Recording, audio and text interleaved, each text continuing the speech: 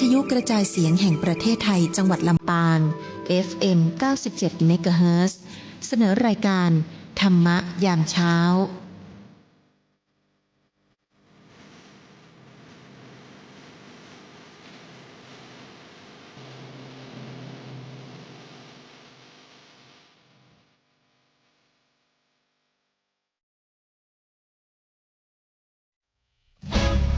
ปานาติปาตาเวรมณี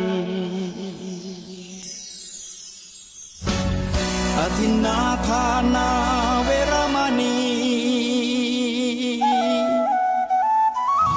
กาเมมุสาสุราเม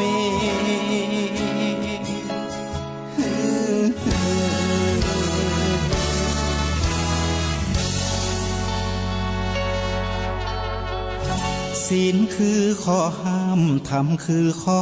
ให้พุทธองค์ตรัสไว้ชี้ทางใจให้ภาคเพียรเบญจศีลเบญจธรรมท่องจำสมัยเราเป็นนักเรียนธรรมะไม่เคยแปลเปลี่ยนแต่เรายังจำได้มาทวงคำมันหมู่บ้านศีลห้าถือเป็นพันธะชาวพุทธทุกคนทั่วไทยสำนักพุทธขับเคลื่อนธรรมจุดเทียนสว่างที่กลางหัวใจสังคมจะร่มเย็นได้ศีลธรรมในใจต้องมีเบญจศีลว่ายังไงไหนลองขอ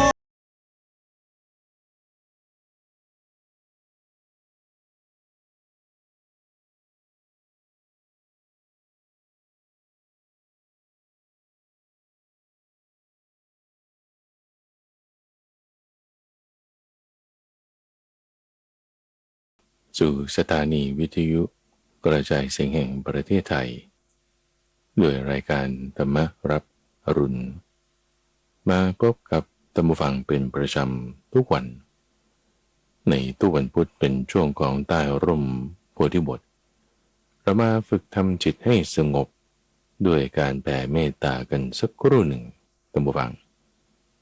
แล้วไปฟังหัวข้อของการทำชีวิตของเราให้มีความเจริญ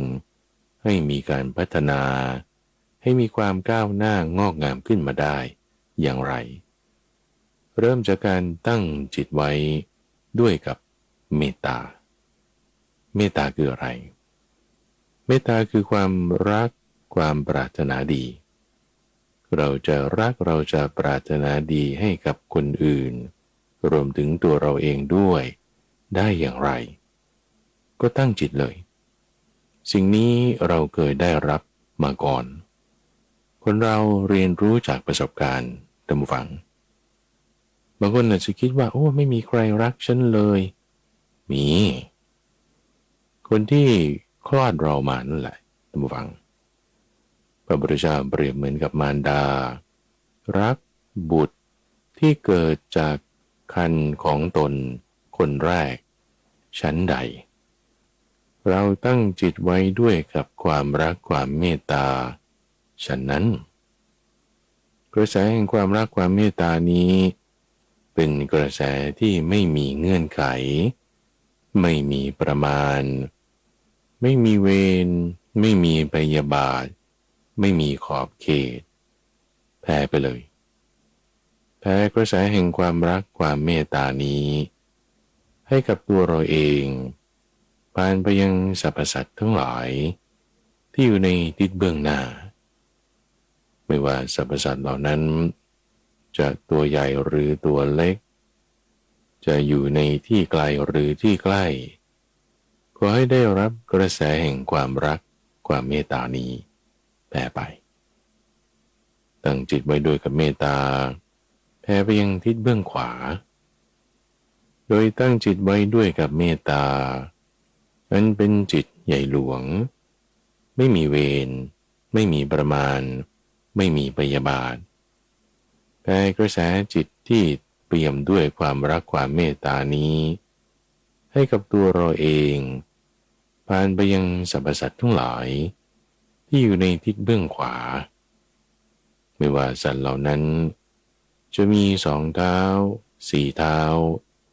มีเท้ามากหรือไม่มีเท้าจะเป็นสัตว์ปีกสัตว์บกหรือสัตว์น้ำจะเป็นสัตว์หรือคนประเภทใดๆก็ตามให้ได้รับกระแสแห่งความรักความเมตตานี้จากนั้นให้แผ่ไปยังทิศเบื้องหลังด้วยโดยการตั้งจิตไว้ด้วยกับเมตตาอันเป็นจิตใหญ่หลวงไม่มีเวรไม่มีประมาณไม่มีพยาบาทแผ่กระแสแห่งความรักความเมตตานี้ให้กับตัวเราเองผ่านไปยังสรรพสัตว์ทั้งหลายที่อยู่ในทิศเบื้องหลังไม่ว่าจะเป็นสัตว์ที่เรามองเห็นได้หรือมองไม่เห็นจะมีกายหยาบเห็นได้ชัดเจนหรือกายละเอียดมองเห็นได้ไม่ชัดจะเป็นมนุษย์เทวดาอินทร์หรือพรหมก็ตามขอให้ได้รับกระแสแห่งความรักความเมตตานี้แผ่ไปจากนั้นให้แผ่เมตตาไปยังทิศเบื้องซ้ายคือให้ตั้งจิตไว้อันเป็นไปด้วยกับเมตตาอันเป็นจิตใหญ่หลวงไม่มีเวรไม่มีประมาณไม่มีพยาบาทแผ่กระแสแห่งความรักความเมตตานี้ให้กับตัวเราเองผ่านไปยังสรรพสัตว์ทั้งหลายที่อยู่ในทิศเบื้องซ้ายไม่ว่าสัตว์เหล่านั้นจะเป็นสัตว์ที่มีเวรหรือไม่มีเวรกับเราจะปรารถนาดีหรือปรารถนาร้ายเราไม่มองเห็นใครไม่จ้องดูใครโดยความเป็นศัตรูเลยให้คิดเสมือนว่าสัตว์ทั้งหลายนั้นเป็นมิตรกับเราแผ่กระแสแห่งความรักความเมตตาไปทั้งเบื้องบนด้วยเบื้องล่างด้วยทั่วทุกทางเสมอหน้ากันตลอดโลกทั้งปวงที่มีอยู่เปรียบเหมือนคนเป่าสังที่มีกำลังแข็งแรงสามารถเป่าสังให้ได้ยินได้ทั้ง4 ทิศไม่อยากฉันใดดังนั้นก็ด้วยจิตอันเป็นไปด้วยกับเมตตาแผ่ไปยังสรรพสัตว์ทั้งหลายฉะนั้นเหมือนกันก็ให้สรรพสัตว์ทั้งหลายจงมีความสุขจงมีความเกษมจงมีความเจริญขออย่าได้ประสบความชั่วร้ายใดๆเลยขออย่าได้ประสบความเศร้าโศกใดๆเลยขออย่าได้มีทุกข์ใดๆเลยก็ให้สรรพสัตว์ทั้งหลายจงมีความสุขจงมีความเกษมจงมีความเจริญ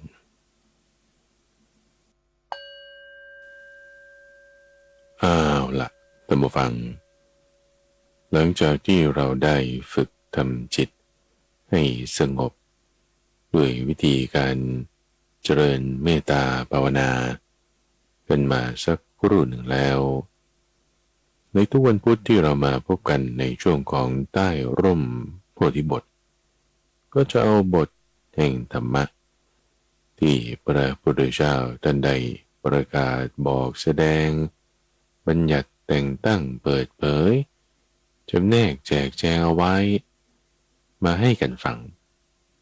ทำอย่างนั้นไปเพื่ออะไรเอาเพื่อให้ความรู้นั้นมันไม่สูญหายสูญเปล่าไปเพื่อให้ความรู้นั้นมันเกิดประโยชน์กับผู้ศึกษาผู้ทำความเข้าใจผู้ปฏิบัติโดยกระบวนการนั้นก็ทำจิตให้สงบซะก่อนเพราะว่าไม่ทำเช่นนั้น1ก็อาจจะไม่เข้าใจ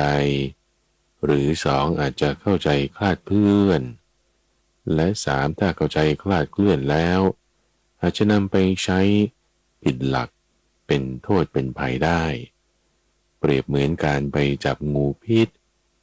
แล้วจับผิดท่าจับไม่เป็นทำไม่เป็นแทนที่จะได้ประโยชน์จากงูพิษนั้นกลับถูกมันฉก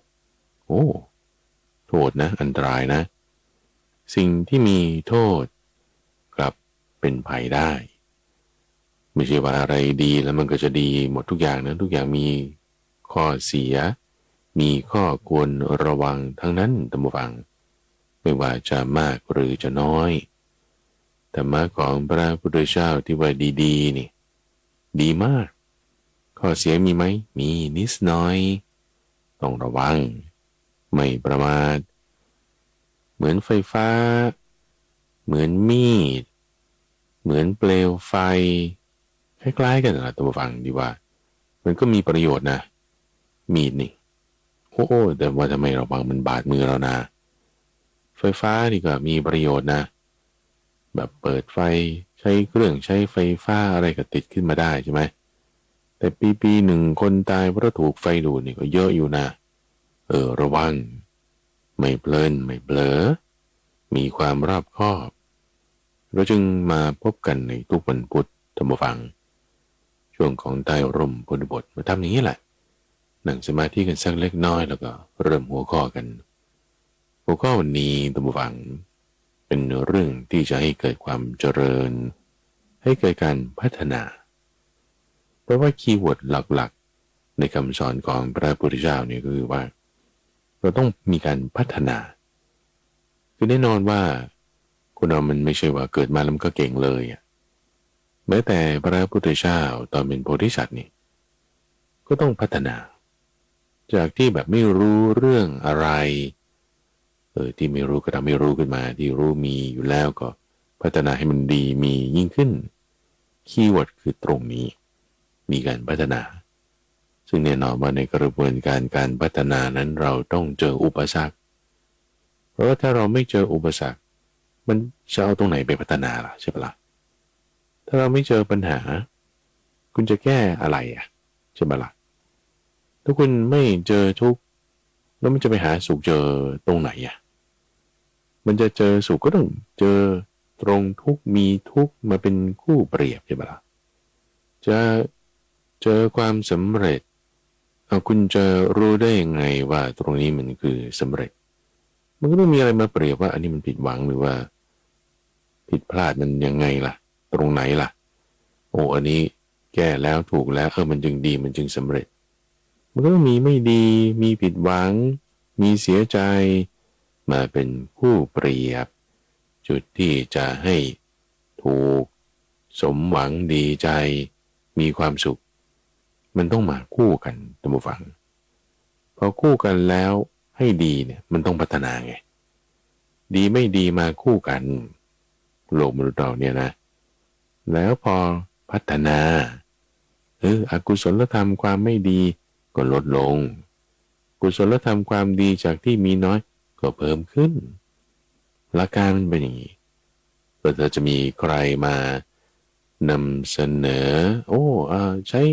สิ่งนี้สินี่จะแบบด่วนเลยนะแบบปึ้งปังแล้วก็พลิกผันแล้วก็ดีขึ้นมาได้ทันทีเนี่ยแล้วสิ่งนั้นก็จะแบบว่าเสีย 3,000 นะเปลี่ยนชื่อหรือทำพิธีนี้นะ10,000เดียวหรือว่าซื้อของสิ่งนี้สิผ้ายันนี้พระเครื่องชิ้นนี้ของวิเศษอันนี้ซื้อ3แถม1อะไรประมาณนี้นะก็คือจะไปพัฒนายังไงเพราะมันไม่ได้มีปัญญาแล้วไงงมงายแล้วไงแล้วก็ไม่มีความเป็นเหตุเป็นผลที่ถูกต้องเพราะฉะนั้นหลักการนี้ของพระพุทธเจ้าในทุกฝั่งคือการพัฒนามาจากคำว่าภาวนามาจากคำว่าภาวิตาแปลว่าการพัฒนาแต่พูดศัพท์ศาสนาที่เป็นภาษาไทยเขาก็จะบอกทำให้เจริญมาจากภาวิตาแปลแล้วก็ต้องแปลอีกท่านผู้ฟังก็คือการพัฒนาก็มาจากคำว่าภาวนาพัฒนาภาษาอังกฤษก็ว่า development ก็นักพัฒนาก็จะใช้ ในกรณีของอสังหาริมทรัพย์นี่นักพัฒนาอสังหาริมทรัพย์จากพื้นที่เรียบๆราบๆไม่มีอะไรเนี่ยก็สร้างให้มันมีอะไรขึ้นมาหรือจากที่มันจะพังไม่พังแหล่เก่าแล้วเราก็พัฒนาให้มันดีขึ้นมา renovation ก็เรียกหรือนักพัฒนาซอฟต์แวร์โปรแกรมนี้ก็ใช้ลักษณะเดียวกันจากหน้าว่างๆคุณก็พิมพ์โค้ดเขียนโค้ดขึ้นมาก็โค้ดนี้เป็นโปรแกรมนี้ทำมันนี่ได้เขาก็เรียกว่า developer ก็พัฒนาซอฟต์แวร์โปรแกรมเพื่อเปลี่ยนแปลงจากที่ไม่มีอะไรหรือมียังไม่ดีฟีเจอร์มันยังน้อยก็พัฒนาให้มันดีมีมากขึ้นทำอะไรต่างๆได้มากขึ้นการพัฒนานั้นจะทำให้เกิดความเจริญนั้นจะทำให้เกิดความงอกงามนั้นต้องทำอย่างไรหลักการตรงนี้มันต้องมีวันนี้เราจะมาพูดถึงจุดนี้กันเกินมาเยอะเนี่ยเพราะว่าหมวดธรรมะที่จะมาหนุนกัน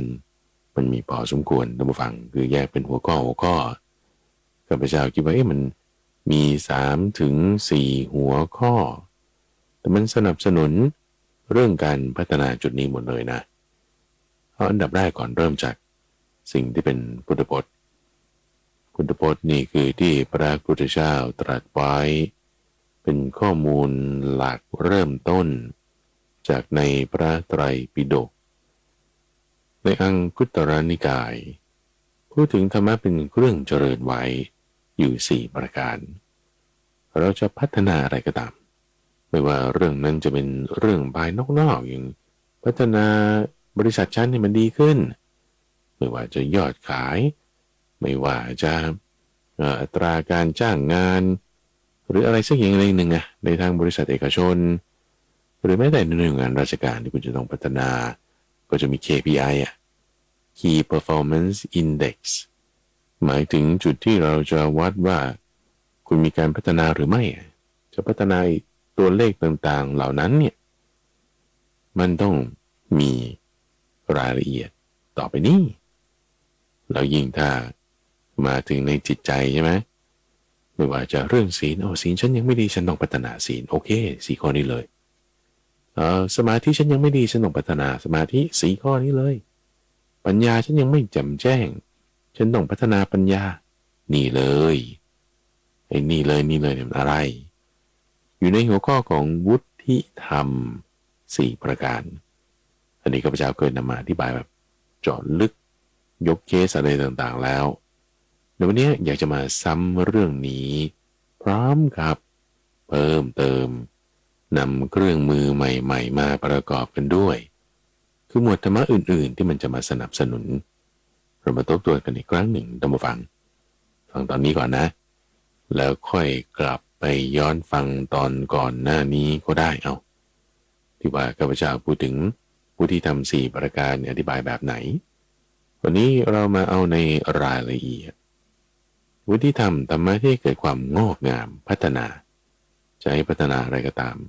ต้องมี4 อย่างนี้คือ 1. การคบหาสัตบุรุษ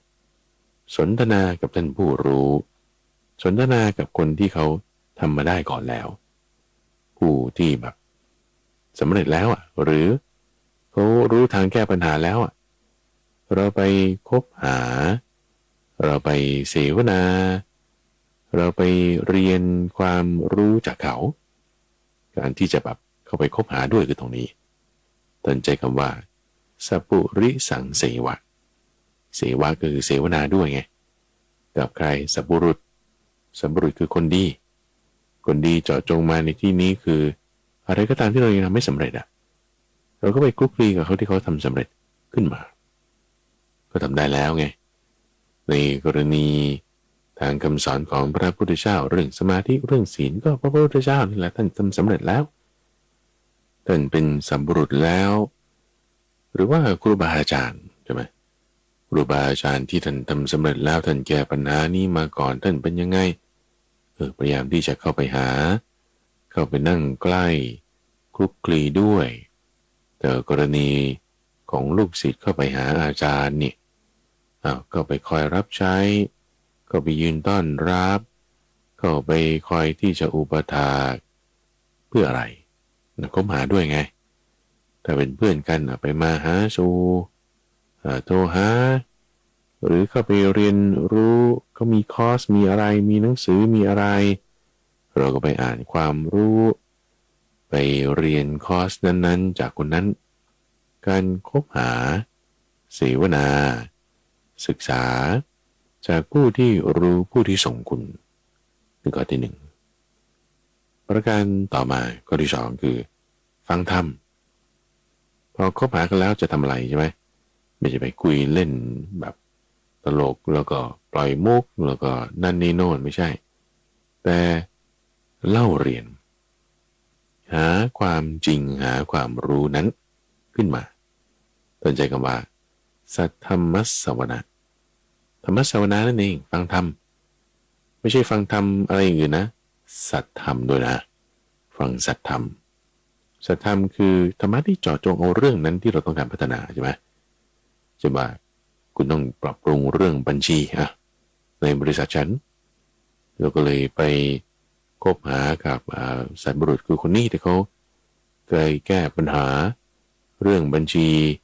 ในบริษัทนู้นมาก่อนเรียนความรู้จากเขาเข้าไปหาเสร็จแล้วยังไง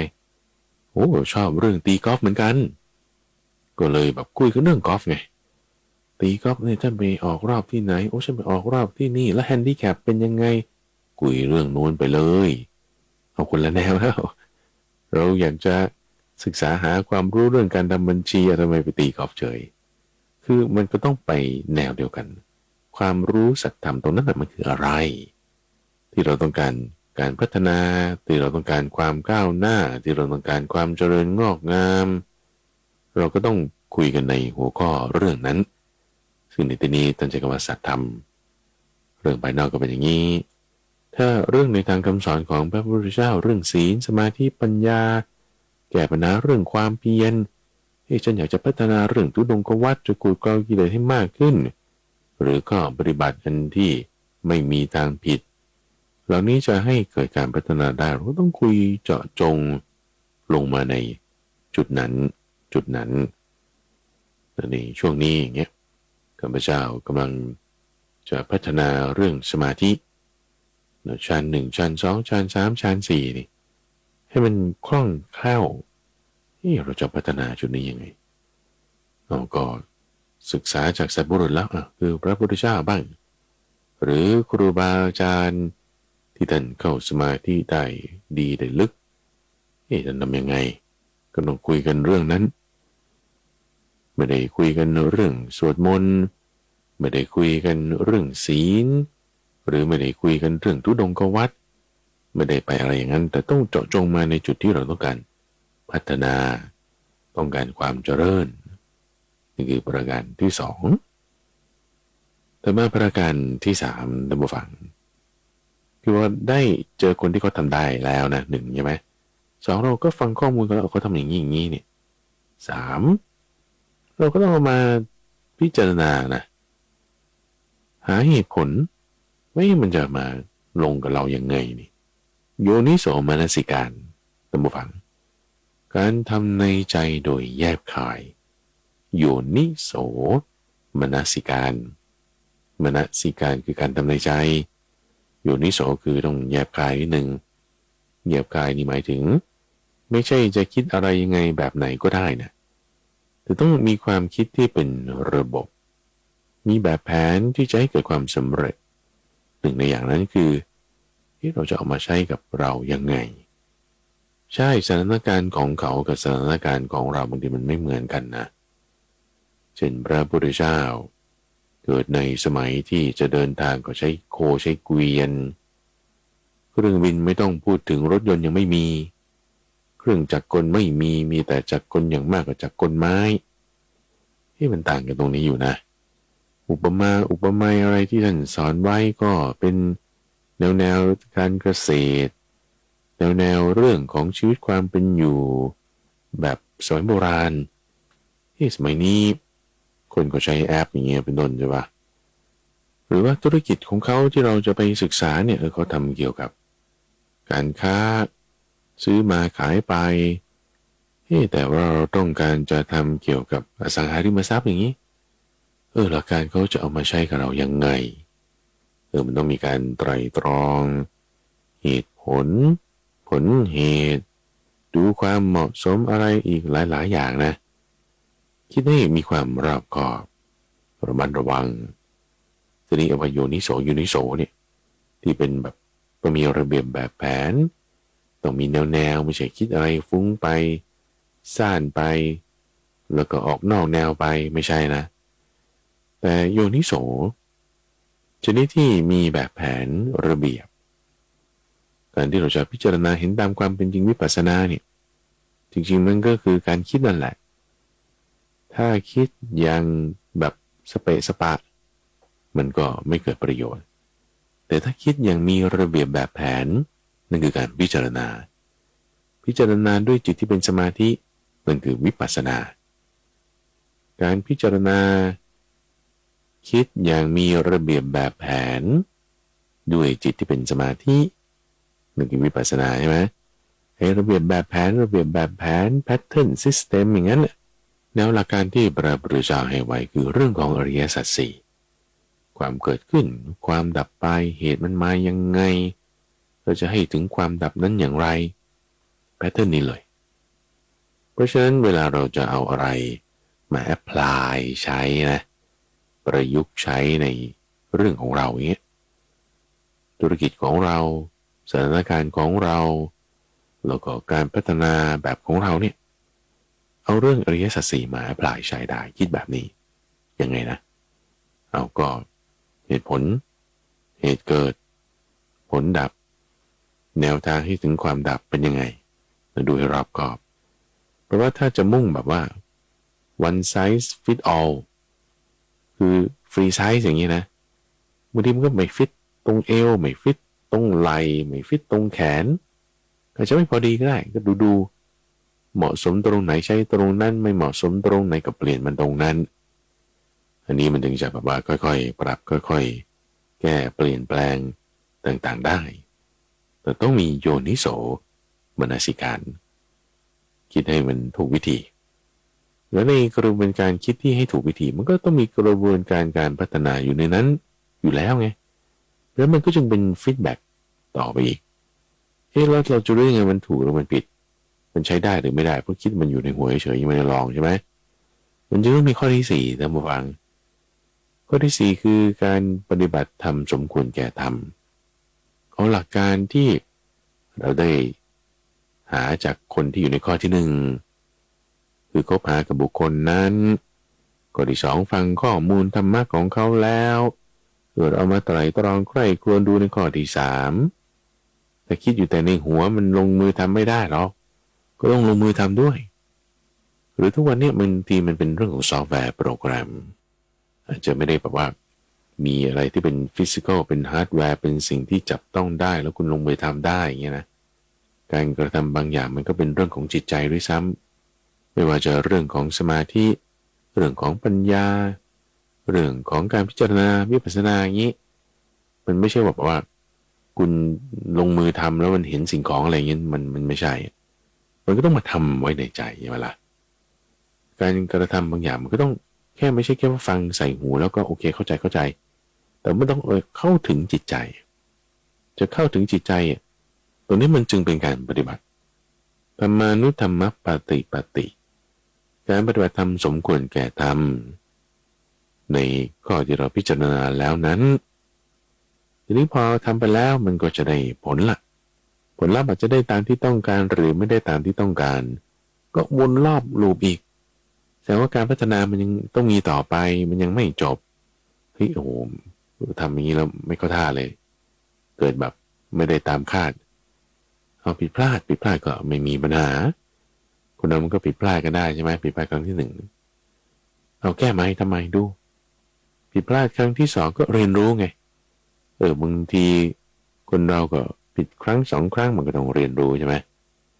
ครั้งที่3เนี่ยเราต้องเรียนรู้สิ่งใหม่คือคนเราถ้าบอกว่าผิดพลาด1ครั้งผิดพลาด2ครั้งก็ยังผิดพลาดอยู่จุดเดิมนี่อันนี้เริ่มไม่เข้าท่าแล้วใช่ปะ แต่ว่าถ้าผิดพลาด1 ครั้งเราเรียนรู้สิ่งใหม่ผิดพลาดครั้งที่2มันเป็นเรื่องอื่นเราขาดสิ่งนี้เราแก้ใหม่ผิดพลาดครั้งที่3เราก็แก้อีกเป็นการผิดพลาดอีกเรื่องหนึ่งถ้าแบบนี้โอเคเพราะว่ามันไม่ได้อยู่ที่ว่าเราผิดพลาดกี่ครั้งหรอกท่านผู้ฟังแต่1 ครั้ง2 ครั้ง3 ครั้ง4 ครั้งไม่มีปัญหาหรอกถ้าคุณได้เรียนรู้เรื่องใหม่ๆทุกครั้งประเด็นมันคือตรงนี้ว่าถ้าเราผิดพลาดแล้วล้มแล้วไม่ลุกแล้วไม่แก้ไขมันก็ยังผิดอยู่เหมือนเดิมอันนี้เริ่มไม่เข้าท่าแสดงว่าไม่มีการพัฒนา1 ใน 4อย่างนี้มันไม่ได้เรื่องแน่นอนมีที่หลุดตรงไหนอาจจะโยนิโสไม่ได้ถูกต้องอาจจะไม่ได้ศึกษาหรือคบหากับคนที่เขาทำได้จริงหรือเราเข้าใจผิดตรงไหนมันต้องมีจุดรั่วแสดงว่าการพัฒนาไม่มีถ้าผิดที่เดิมนะเพราะว่าคนเราเนี่ยต้องฝังเหมือนนาฬิกาปลุกนี่แหละถ้าสมมติว่ามันปลุกแล้วเราไม่ตื่น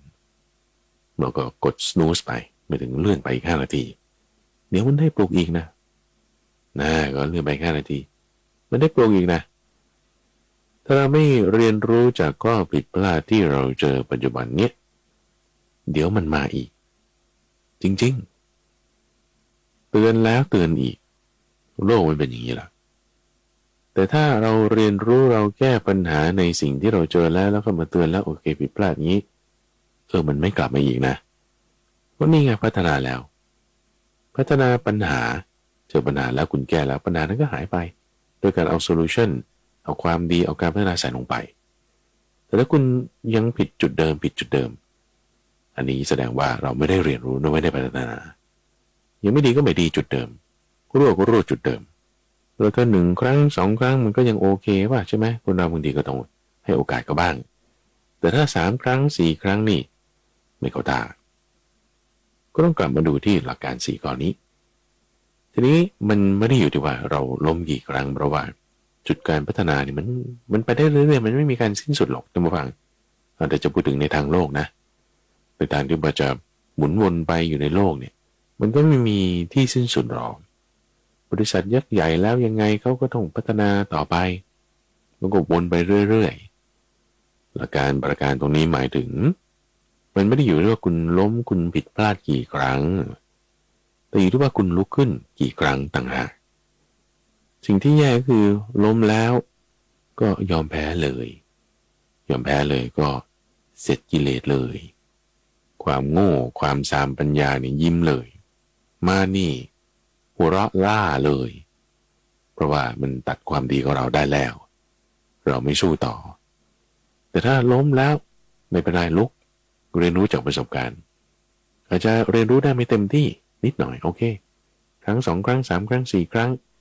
เอาต่อให้เราแบบว่าก็ผิดจุดเดิมนั่นแหละแต่ว่าเรายังลุกใช่ไหมยังมีความเพียร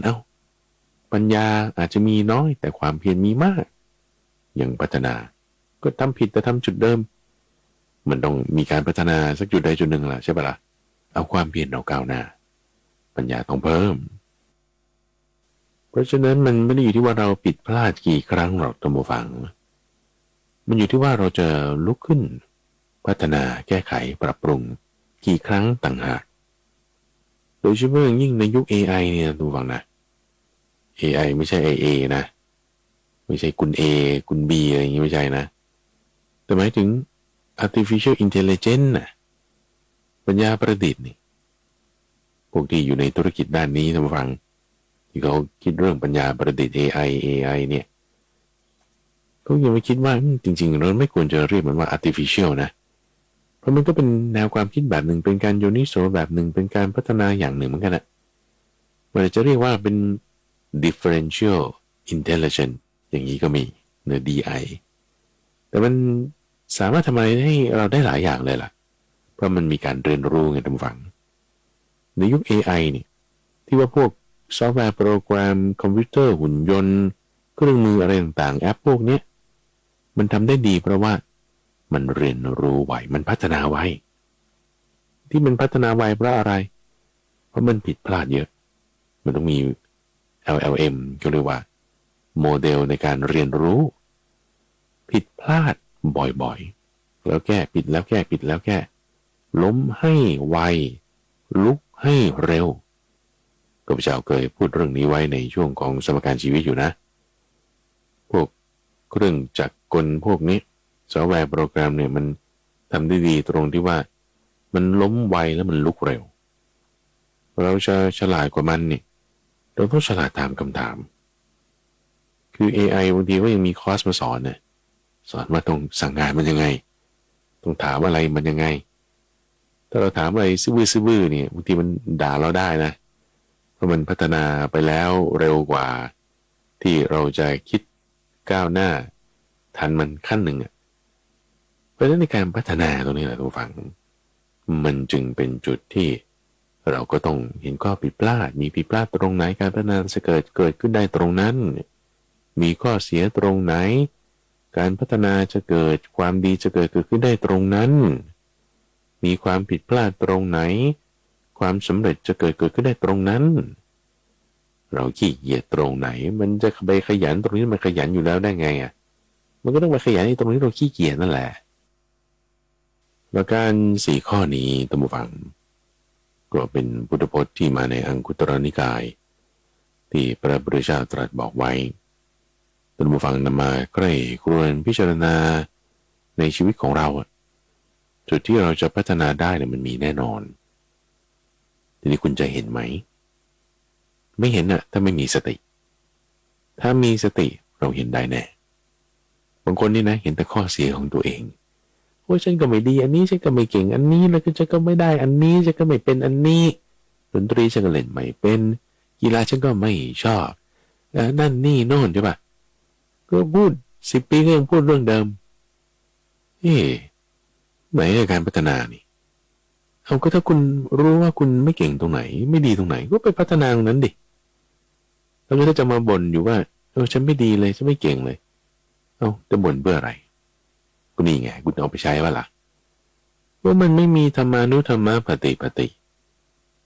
การที่จะเอามาใช้จริงๆไงแล้วถ้าพูดอะไรแล้วมันไม่เกิดประโยชน์การพูดนั้นเพ้อเจ้อนะพูดว่าฉันไม่เก่งตรงนี้แต่ก็ไม่ได้คิดว่าจะพัฒนาเราพูดทำไมก็ถ้าพูดแล้วเป็นหัวข้อเรื่องว่าฉันจะพัฒนายังไงนี่เขาท่ามีประโยชน์การสื่อสารการสนทนานั้นจะได้ประโยชน์ไม่เสียเวลาแล้วก็เราในฝั่งมันก็สามารถพัฒนาได้ทุกด้านนั่นแหละถ้าบอกว่าเราจะตั้งจิตไว้ทำจุดไหนสติมีแล้วบางทีความเพียรไม่มีความเพียรมีแล้วแต่วิธีการไม่รู้วิธีการมีแล้วแต่อาจจะผิดพลาดเอามาใช้แล้วอาจจะไม่ได้ผลตามที่ต้องการวนกลับไปไหมนี่การพัฒนามันจะมีได้นะเราธรรมะที่จะมาเกี่ยวเนื่องกันท่านผู้ฟังนี่พุทธพจน์นะพุทธพจน์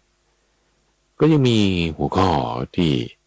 พระพุทธเจ้าเหมือนกันแหละแต่ตอนเป็นโพธิสัตว์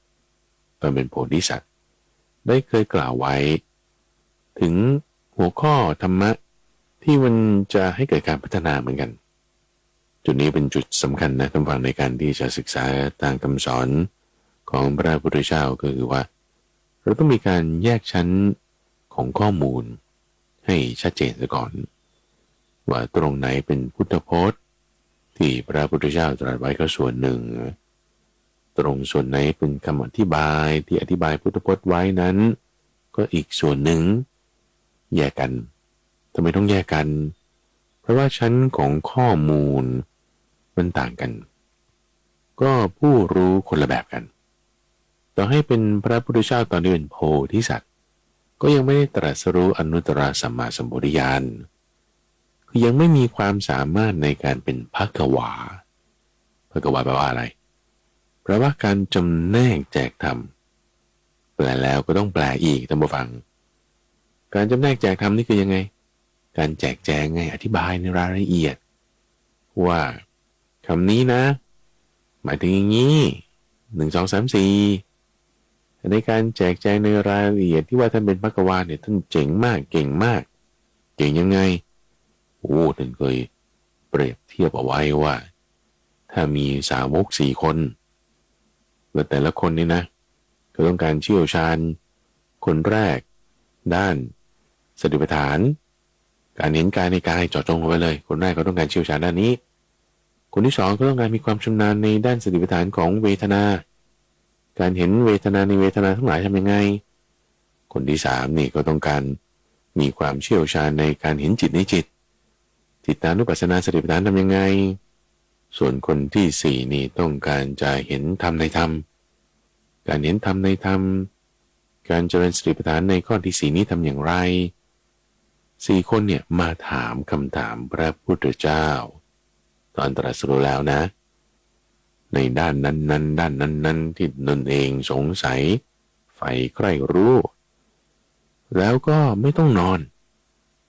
ไม่ต้องกินไม่ต้องเข้าห้องน้ำผลัดกันถามผลัดกันตอบคนที่หนึ่งถามมาพระพุทธเจ้าตอบให้ตอบเสร็จปุ๊บให้โอกาสคนที่สองด้วยคนที่สองถามมาท่านก็ตอบให้ตอบคนที่สองแล้วก็ต้องให้โอกาสคนที่สามด้วยถามมาตอบให้อีกตอบให้คนที่สามแล้วก็ต้องให้โอกาสคนที่สี่ด้วยถามมาตอบให้ถามมาก็ตอบไปใช่ไหมล่ะตอบไปเสร็จแล้วพอใจแล้วเอาคนที่หนึ่งถามอีกคนที่หนึ่งก็ถามแง่มุมนี้อีกว่าเรื่องกายนี่ว่ายังไงก็ว่าอย่างนี้ท่านก็ตอบให้อีกวนไปอีกคนที่สองสงสัยอะไรไหมสงสัยอีกครับเรื่องเวทนาตรงนี้ได้ไหมท่านก็ตอบให้เอาคนที่สามเรื่องจิตว่ายังไงตะกี้เข้าใจไหมเข้าใจครับแต่สงสัยข้อนี้อีกเอาตอบให้อีกคนที่สี่เรื่องธรรมใช่ไหมธรรมานุปัสสนาสติปัฏฐานสงสัยไม่แง่มุมตรงนี้ตะกี้เข้าใจอยู่แล้วอย่างนี้ว่ายังไงท่านก็ตอบให้อีกเอาคนที่หนึ่งมีอะไรอีกไหมมีอีกไม่ต้องกินท่านผู้ฟังกินข้าวนี่เสียเวลาไม่ต้องเข้าห้องน้ำอันเอาไว้แบบเอาตรงนั้นเลยเพราะว่ามันเสียเวลาจะอยากจะรู้เรื่องนี้นอนก็ไม่ต้องนอน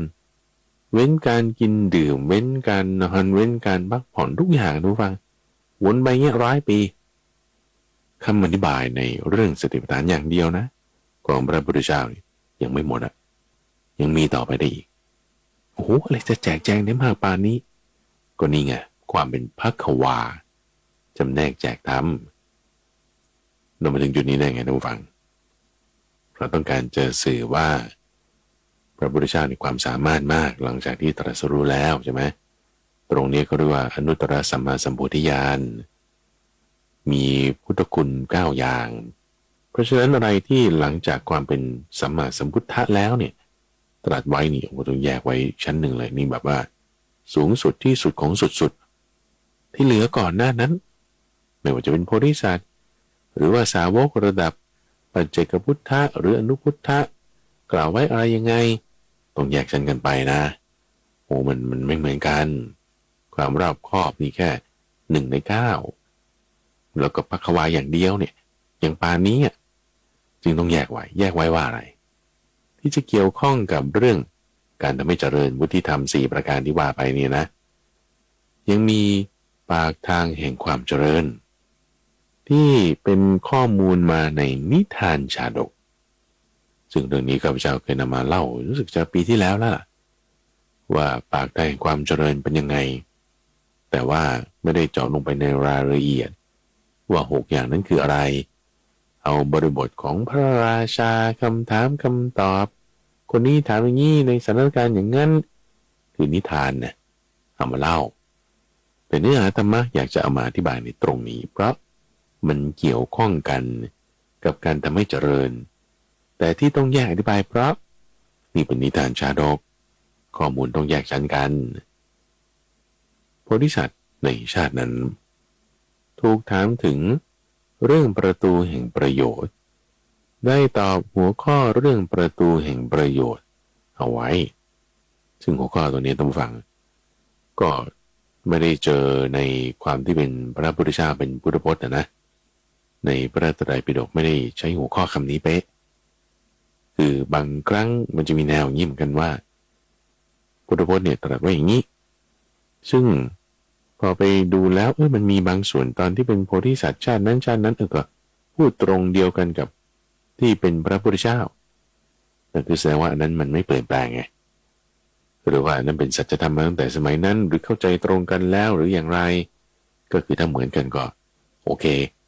ถ้าไม่เหมือนกันก็ต้องแยกกันไว้ว่ามันคืออะไรอย่างในกรณีนี้หรือที่ไม่เหมือนกันในเรื่องของประตูแห่งประโยชน์มี6ประการท่านผู้ฟังที่สนับสนุนให้เกิดการพัฒนาได้ในข้อแรกบอกว่าความไม่มีโรคคืออาโรคยะข้อที่2ศีลคื คือการมีระเบียบวินัยข้อที่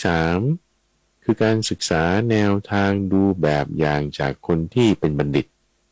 ใช้คำว่าพุทธานุมัติข้อที่4คือสุตะหมายถึงการใฝ่ฟังศึกษาถ้าไม่เชี่ยวชาญเรียนรู้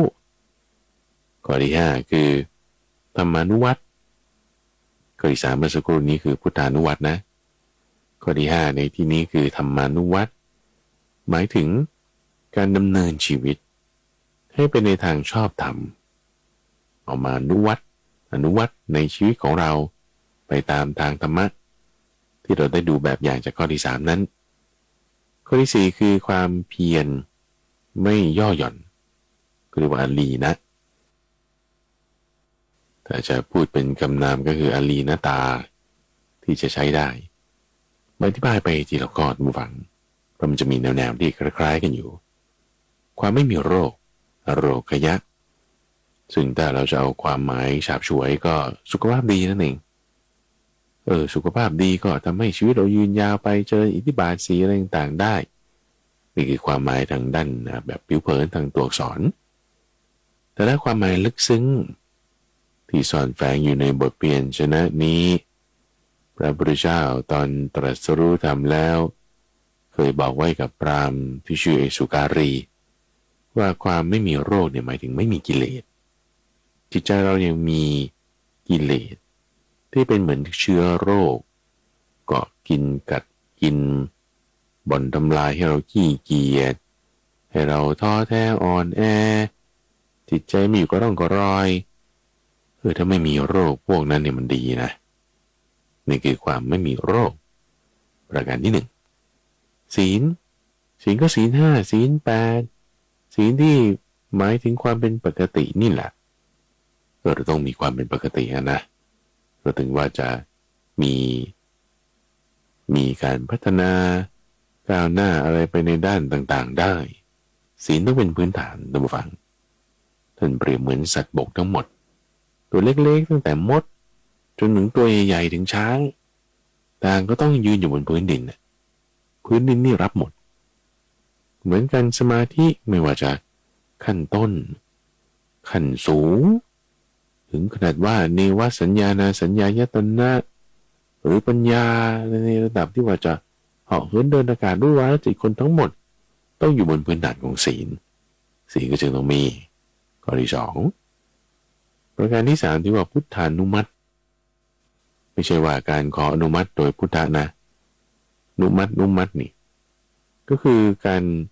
ให้มันได้ตามนั้นได้ตามพุทธะตามพุทธะก็คือคนที่เป็นวินยูชนแล้วอันนี้จะคล้ายๆกันกับสัตว์บุรุษเลยหมายถึงคนที่เขาทำความสำเร็จมาได้อยู่แล้วมีความเจริญอยู่แล้วเขาสอนยังไงไปศึกษาดูแบบอย่างแนวทางของเขานี่คือประการที่3ประการที่4ดูแบบอย่างแนวทางแล้วก็เรียนรู้ตรงสุตตะเนี่ยมันจะไปคล้ายๆกับโยนิโสมนสิการต้องมีการไตร่ตรองใคร่ครวญพิจารณาโดยแยบคายศึกษาทำยังไงให้เกิดความเชี่ยวชาญชำนาญเข้าท่าได้สุตตะ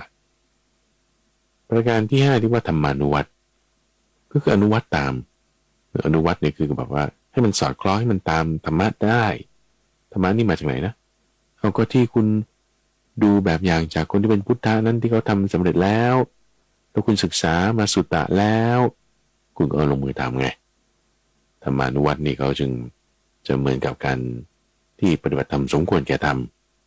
คือธรรมานุธรรมปฏิปติพอมาทำแล้วมาใช้แล้วมาปฏิบัติแล้วบางทีมันก็ผิดพลาดอย่างใช้ไม่ได้แก้ไขไม่ถูกจุดในประการที่6เรื่องปากตาแห่งประโยชน์ความก้าวหน้านั้นคืออาลีนาตาความเพียรไม่ย่อหย่อนไม่มีกำลังใจแข็งกล้าไม่ท้อถอยไม่เฉื่อยชาสมมติว่าผิดครั้งหนึ่งผิด2ครั้งก็เลิกแต่มีข้อที่6นี่คือไม่เลิกนะเพราะว่าอาลีนะเนี่ยนี่คือไม่ใช่ไหมลีนะนี่คือแบบโอ้ยห่อเหี่ยวท้อแท้สิ้นหวัง แต่ไม่ท้อแท้ไม่สิ้นหวังไม่เฉื่อยชาไม่ระย่อห่อหดมันก็คือการพัฒนาแล้วแหละมีความก้าวหน้าธรรมะชุดนี้6ประการนี่ข้าพเจ้าเห็นว่ามันมามีส่วนคล้ายๆกันสนับสนุนกันกับเรื่องธรรมะที่ให้เกิดความเจริญ4ประการที่เป็นพุทธพจน์นั้นแล้วธรรมะ6ประการที่เป็นคำของโพธิสัตว์นี้ก็ชื่อคล้ายๆกันด้วยตัวบังคืออัฏฐมุขหมายถึงประตูแห่งประโยชน์ประโยชน์นี่บางทีก็ใช้คำว่าให้เกิดความเจริญคือวัฒนมุขคือถ้าจะมาเปรียบเทียบกันก็จะตรงข้ามกับอบายมุขท่านผู้ฟังอาจจะเคยได้ยินคำนี้ก็เอามาใช้กันอยู่ในสมัยปัจจุบันด้วยอบายมุขมี6อย่างกินเหล้าคือนักเลงสุรานักเลงเจ้าชู้นักเลงการพนันการเที่ยวตามตรอกเศร้าซอยเวลากลางคืนการคบเพื่อนชั่วความขี้เกียจขี้คร้าน6อย่างเนี่ยเป็นประตูไปสู่อบายเขาจึงเรียกว่าอบายมุขใช่ไหมถ้าจะเปรียบเทียบกันส่วนต่างเอางั้นถ้าจะไม่ไปอบายไปที่เจริญทำยังไงก็นี่เลยวัฒนมุขประตูแห่งประโยชน์ปากทางแห่งความเจริญ6อย่างเมื่อสักครู่อบายมุขคือปากทางแห่งความเสื่อมและปากทางแห่งความเจริญล่ะนี่เลยความไม่มีโรคอโรคยะศีลพุทธานุมัติสุตตะธรรมานุวัตแล้วก็อาลีนตา6อย่างนี้ไปสู่ความเจริญโดยพุทธพจน์ก็จะมีพุทธธรรม4ประการคือการคบหากับสัตว์บุรุษการฟังธรรมการทำในใจโดยแยบคายและการปฏิบัติธรรมสมควรแก่ธรรมเราจะให้ความเจริญเกิดขึ้นไม่ว่าจะโดยธรรม4ประการนี้ที่เป็นพุทธพจน์หรือธรรม6ประการนี้ที่เป็นปากทางแห่งความเจริญนั้นในสมัยปัจจุบันเนี่ยมันยังมีความสับสนเรื่องของการอธิษฐานกับการขอให้คุณเจริญขอให้คุณประสบความสำเร็จขอกับอธิษฐานเนี่ยท่านฟังมันไม่เหมือนกันนะจะให้อธิษฐานสำเร็จอธิษฐานให้สำเร็จนะไม่ใช่ขอให้สำเร็จแล้วมันต่างกันยังไงท่านมันจึงมาเกี่ยวข้องกับว่าเราจะให้เกิดความเจริญให้เกิดความสำเร็จนะอธิษฐานเอาอธิษฐานให้สำเร็จอธิษฐานแปลว่าความตั้งใจมั่นอย่างแรงกล้าในการที่จะทำสิ่งใดสิ่งหนึ่งเราจะตั้งใจมั่นให้เกิดความสำเร็จไม่ใช่ขอท่านผู้ฟังแล้วในทางคำสอนของพระพุทธเจ้านี่ถ้าบอกว่าทุกคนจะสำเร็จได้เพียงแค่การอ้อนวอนการขอร้องมันจะมีใครเสื่อมจากอะไรเอาลองคิดกันดูโรงพยาบาลไม่มีคนป่วยนะท่านผู้ฟังคนป่วยทุกคนเขาขอให้หายพระพุทธเจ้านี่ไปบิณฑบาตตามโรงพยาบาลมะเร็งนี้โหแต่ละคนนี่น่วมเต็มที่เลยนะขอให้หายครับท่านขอให้หายแล้วมันเป็นอย่างนั้นจริงๆปิ้งเขาไม่ทำประตูหนึ่งไว้หรอกตำวังที่ว่าให้คนตายออกมันไม่ได้ออกทางที่คนเจ็บไข้เข้านะญาติเข้ารถฉุกเฉินเข้าคนป่วยเข้านี่เข้าทางหนึ่งนะแต่คนตายนี่ออกอีกทางหนึ่งไม่ได้ออกทางที่เข้านะถ้าทุกคนเข้าแล้วหายหมดเขาไม่ทำทางนั้นไว้หรอกถ้าขอแล้วมันสำเร็จอย่างเดียวมันไม่ใช่ไงตำวังมันไม่ใช่ยกเรื่องนี้ไปเลยไม่ต้องพูดถึงแต่ว่าเราจะอธิษฐานแล้วคือตั้งใจมั่นอย่างแรงกล้าให้ได้ขึ้นมาให้สำเร็จขึ้นมาแต่ก็จะมีอธิษฐานธรรมะ4ประการด้วยเหมือนกันข้าพเจ้าคิดว่ามันก็สนับสนุนกันแต่จึงเอามาสอดแทรกในช่วงท้ายนี้ด้วยเราจะตั้งมั่นให้จิตใจเราเกิดการพัฒนาให้เกิดความสำเร็จนั้น1คุณต้องมีปัญญา2สัจจะคือแบบสัจจะความจริงเราจะรักษาสัจจะตรงนี้ฉันว่าฉันจะทำสิ่งนี้คุณทำสิ่งนั้นพูดอย่างไรทำอย่างนั้นไม่ทำอย่างไรอย่าพูดอย่างนั้นตั้งใจว่าจะทำอย่างไรพูดอย่างนั้นไม่ตั้งใจว่าจะท ก็อย่าพูดนี่คือสัจจะในข้อที่3คือจาคะคือการสละออกคือไม่ใช่ว่ามีมากแล้วมันจะดีนะมากไม่ใช่ว่าดีไม่เสมอไปต้องกินของดีๆกินมากๆเลยมันไม่ได้จะดียินท่านฟังกินของดีๆอิ่มนี่มันไม่ดีนะมากมันไม่ดีไม่ใช่แต่ต้องดูให้เหมาะสมอะไรไม่จำเป็นก็ทิ้งไปจาคะในที่นี้ไม่ได้หมายถึงว่าให้ทำบุญจากการให้ทานไม่ใช่จุดนั้นแต่จาคะในที่นี้จะหมายถึงอะไรที่ไม่จำเป็นเนี่ยสละออกไป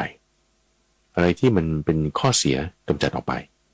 อย่าไปเข้าใจว่านี่คือประโยชน์แต่กำจัดสิ่งที่ไม่ดีออกและประการที่4ก็คือความสงบท่านเรียกว่าอุปสมะความสงบ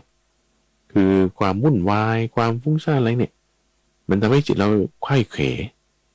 มันทำให้มันไม่จดจ่อการจะเรียนรู้อะไรแล้วยังมีความฟุ้งซ่านเนี่ยมันไม่ได้ไงเพราะฉะนั้นถ้าเราจะสุตตะไฟเรียนรู้หรือจะโยนิโสมนสิการเนี่ยมันต้องใช้จิตที่เป็นสมาธิถ้าจิตยังคิดว่าฉันทำไม่ได้เอากำจัดมันออกไปว่าฉันจะทำยังไงกำจัดมันออกไปแต่ฉันทำได้ไหมกำจัดมันออกไปเหลือความสงบกำจัดนี่เลยจาคะคุณจาคะกิเลสคุณจาคะความคิดฟุ้งซ่านคุณจาคะความง่วงซึมเหมือนเหลืออะไร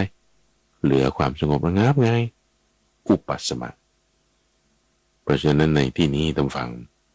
วันนี้ได้ยกหัวข้อธรรมะ3อย่างที่ไปแนวเดียวกันเพื่อจะให้เกิดการพัฒนาให้เกิดความก้าวหน้าทำชีวิตของเราให้เจริญเพราะฉะนั้นท่านฟังเมื่อเราฟังหัวข้อธรรมเหล่านี้แล้วขอความเจริญท่านฟังขอจงนี่ขอจงนี่ไม่ใช่ว่าอ้อนวอนขอร้องนะแต่ขอจงนี่คือสั่งเลยว่าความสำเร็จจงบังเกิดความสำเร็จต้องเกิดสิความก้าวหน้าต้องมีสิถ้าคุณสร้างเหตุปัจจัยเหล่านี้มันจะอยู่ไม่ได้เลยความชั่วนี่มันจะอยู่ไม่ได้เลยความขี้เกียจนี่ถ้าเรามีหมวดธรรมะเหล่านี้ตั้งแต่ทำเป็นเครื่องเจริญ4อย่างวุฒิธรรม4ประตูแห่งประโยชน์วัฒนมุข6อธิษฐานธรรม4เนี่ยมาประกอบพร้อมรวมกันไม่ต้องเอาหมดก็ได้เอาบางข้อมีบางข้อมันดีกว่าไม่มีบางข้อแล้วเพิ่มบางข้อยิ่งพัฒนาดีเพราะฉะนั้นในที่นี้ขอความเจริญหวังจงบังเกิดมีแก่ท่านทั้งหลายที่ได้นำธรรมะนี้ไปปฏิบัติเพราะเหตุเป็นอย่างไรผลก็เป็นอย่างนั้นความก้าวหน้าความพัฒนาความเจริญจงมีแก่ท่านผู้ฟังในช่วงของใต้ร่มบริบทนั้นจะมาพบกับท่านผู้ฟังเป็นประจำในทุกวันพุธตั้งแต่เวลา 5:00 ถึง 6:00 น.ทั้งสถานีวิทยุกระจายเสียงแห่งประเทศไทยหรือว่าในเครือข่ายของกรมประชาสัมพันธ์ตามช่วงเวลาต่างๆท่านยังสามารถติดตามฟังได้ในระบบพอดแคสต์หรือฟังย้อนหลังได้ที่เว็บไซต์ปัญญา .org panya.org หรือที่เว็บไซต์หรือแม้แต่ในระบบพอดแคสต์นั้นก็ตามก็ยังมีลิงก์เชื่อมไปพระสูตรต่างๆที่ข้าพเจ้าอ้างอิงถึงหัวข้อธรรมะที่เกี่ยวข้องให้อ่านให้ทำการศึกษาเพิ่มเติมกันได้รายการนี้จัดโดยมูลนิธิปัญญาภาวนาซึ่งมีข้าพเจ้าพระมหาไพบูลย์อภิปุณโญเป็นผู้ดำเนินรายการแล้วพบกันใหม่ในวันพรุ่งนี้เจริญพร